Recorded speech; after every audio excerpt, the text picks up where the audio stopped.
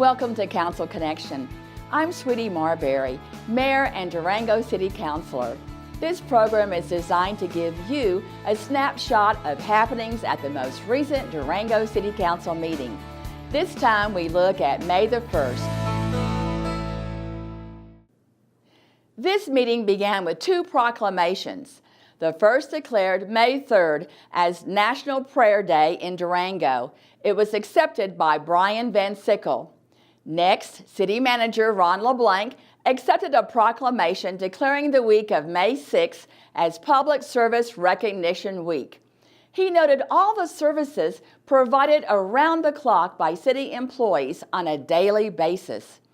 The week will be marked by a series of public service announcements on DGov television and social media, detailing the work of city employees.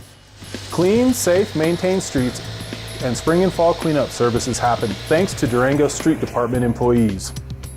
High-quality trash and recycling services keep Durango both clean and sustainable. Let's recognize the contributions of Durango employees at all levels. And thanks for following us on social media. Next, Police Commander Bob Bramer presented special recognition to Durango Police Officer Alec Ducey. Ducey spotted fire at the homeless camp near the Tech Center April 17th. He called for fire help and with others hiked half a mile to the fire site and battled the flames. He observed a large log that was fully engulfed by flames. These flames were perhaps 10 feet in height. Officer Ducey located a shovel at a nearby camp and began smothering the fire with dirt. He was able to knock the flames down and control the spread of the fire prior to the arrival of Durango firefighters. Upon arrival, DFPD assumed operations and mopped up the remainder of the fire. Officer Ducey placed the safety and the well-being of the community over his own. For these reasons, we recognize the efforts of Officer Ducey this evening. Thank you. This latest incident was one of a few actions of bravery and action beyond the call of duty by Officer Ducey. Next up was our consent agenda. This allows City Council by a single motion to approve matters considered routine or non-controversial. Effective this council meeting and moving forward, only council members can remove an item from the consent agenda to be considered separately. Citizens wishing to remove an item should contact a council member to do so on their behalf. Another change in council procedures requires those wishing to speak during public participation or public hearings to sign in. They will be called by the mayor when it's time to speak and be limited to 3 minutes instead of 5 minutes. These changes are being made to be more efficient of time management at council meetings. This consent agenda consisted of 13 items, including 1 authorizing a monthly surcharge to help pay for single-stream recycling services. All the items were adopted. We had 1 legislative item on our agenda dealing with the adoption of the North Main and Camino del Rio district plans. City staff has been working tirelessly for 18 months, gathering input and developing the plans. Is one of the early discussions around North Main was whether it would be renamed. And it wasn't quite clear whether that's still an open question or whether that has essentially been resolved as part of the process. So part of the branding, we're partnering with the Business Improvement District. So we did some research together, they did some focus groups on their own, and they determined that North Main is the best name for the area, so we're going to stick with what it is. I like that, thank you. Their efforts culminated in the main event party on April the 21st. Council adopted the plan with a unanimous 5-0 vote. The first quasi-judicial matter on our agenda was a public hearing on an easement for LPEA to provide news service to the Rivergate development.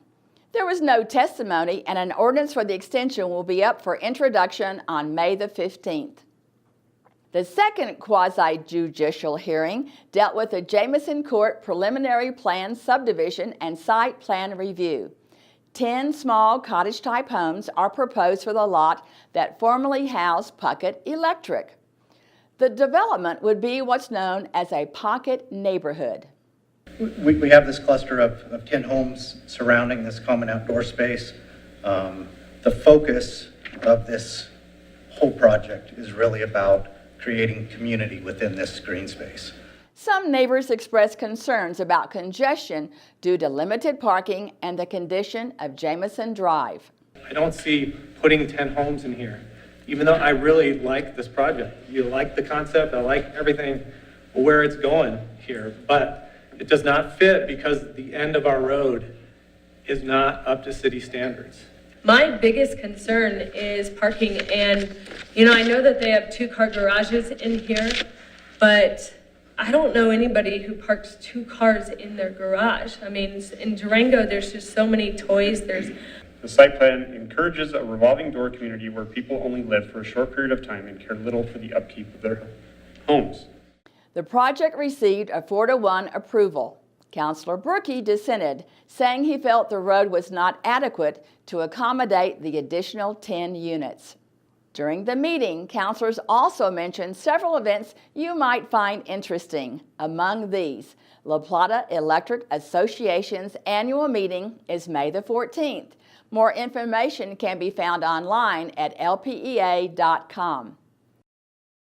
Don't miss the next Engage with Your City Community Forum, Thursday, May the 17th, 5 to 7 p.m. at Ska Brewing. Lastly, a reminder from Durango City Police to keep your butts in your ashtray. Throwing cigarettes out car windows can not only result in a fine, it can lead to fires. Remember, we are in an exceptional drought in southwest Colorado right now. So it's a good time for you to sign up for Code Red at durangogov.org/Code Red.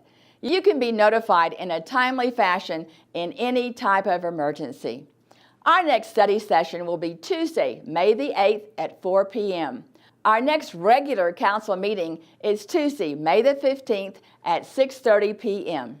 And that's Council Connection for the May 1st Durango City Council meeting.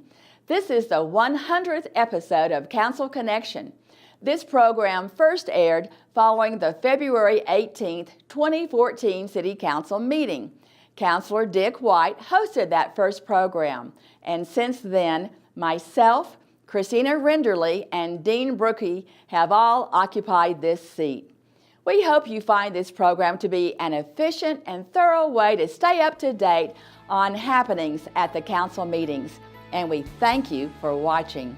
And remember, you can always contact your city councilors via email at citycouncil@durangogov.org.